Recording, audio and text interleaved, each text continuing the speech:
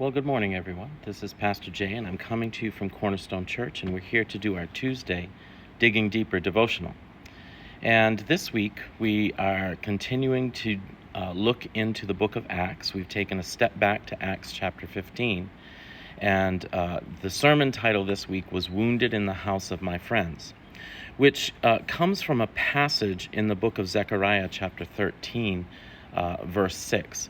Which would, since we're studying Acts, it would seem to be problematic that we're starting in Zechariah. But this verse says, if someone asks, what are these wounds on your body? They will answer, the wounds I was given at the house of my friends.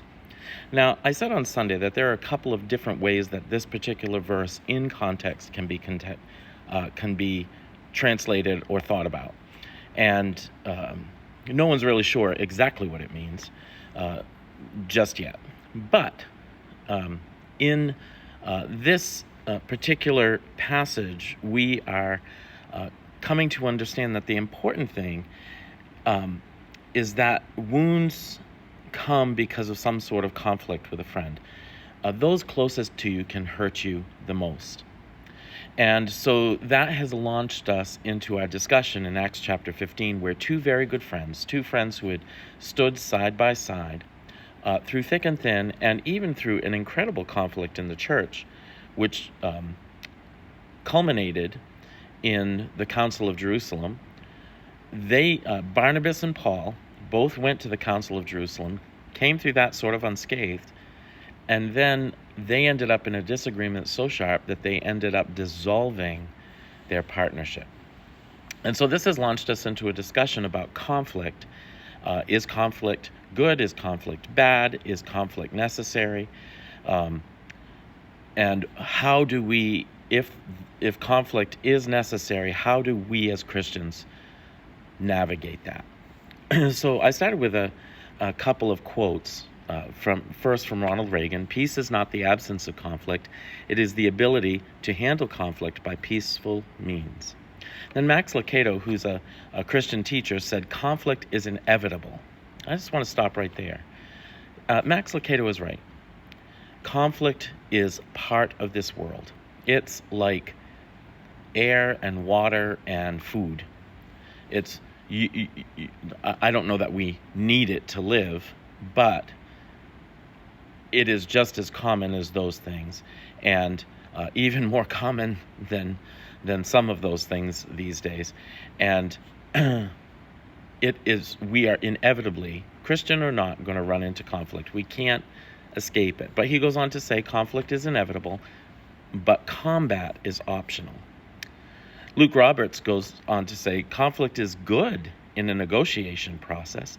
It's the clash of two ideas, which then, all being well, produces a third idea. It's the idea that different perceptions create different opportunities.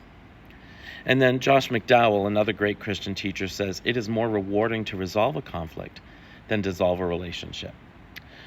So while Paul and Barnabas felt it necessary to dissolve their relationship at this point, and we'll talk a little bit about how maybe that was necessary, what are some Christian principles that we can practice as we inevitably face conflicts in our own lives? So in Acts 15, 36 through 41, we see that the conflict arises because Paul suggests a return to the churches that Barnabas and Paul have already been to. And a disagreement arises over this man, John Mark, who had been on the first journey with them and left Paul and Barnabas. He quit the first missionary journey in Pamphylia. And so Paul doesn't feel he qualifies. And Barnabas thinks they ought to cut the guy a break and let him back on the team. And the ensuing conflict is so sharp that Paul and Barnabas eventually end up agreeing to dissolve their partnership and go their separate ways to create two missionary journeys. And Barnabas and Mark go off to Cyrus, and Paul brings Silas onto the team, and he goes back intending to go to the churches that they had already visited. And he begins to travel through Turkey, Syria, and Cilicia. So he's going out of Israel up into the area of Syria and Turkey. But let's talk about a few ideas that are probably good Christian practices in dealing with conflict. When a conflict arises, the first thing we should do is nothing. We need to give our emotions some space to settle.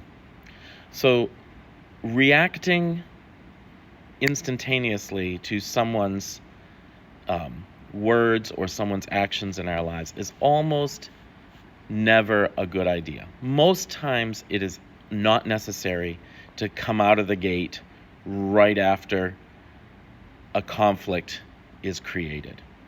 So a conflict is created and our emotions want us to react immediately. Almost always that's a bad idea. If we can give ourselves some space, we ought to do that. So the first thing we do as Christians when conflict arises is nothing.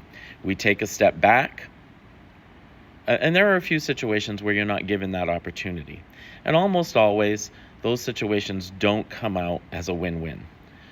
But if we can in any way take a step back and spend some time in prayer and thinking before we respond, before we send that email, before we make that phone call, before we have a face-to-face confrontation, if we take a moment, take a breath, breathe in Jesus and breathe out peace, as my sister says, then we can often come up with a solution or at least some way of dealing with conflict that's a little bit better than our initial first emotional reaction. Secondly, no matter whether we can or can't take a step back, we need to always be in self-control.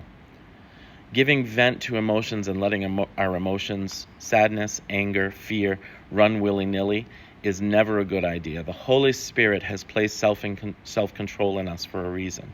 We need to live in the fruit of the Spirit. And listen, that's not something you can just start doing in the heat of the moment.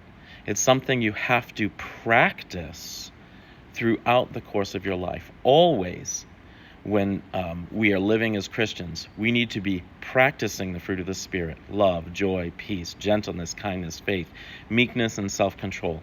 We ought to always be practicing those, because the moment of conflict is actually the moment when the battle begins. And no soldier goes into battle without training. We train in the quiet moments. We train in the peaceful moments for those moments of spiritual warfare. Again, Paul the Apostle says in 2 Corinthians chapter 10 that the weapons of our warfare are not carnal, they are spiritual and mighty to the tearing down of strongholds. But the only way we tear down the strongholds is if we practice tearing them down in the peaceful moments. How do we do that? By intentionally practicing love when it's not hard to love.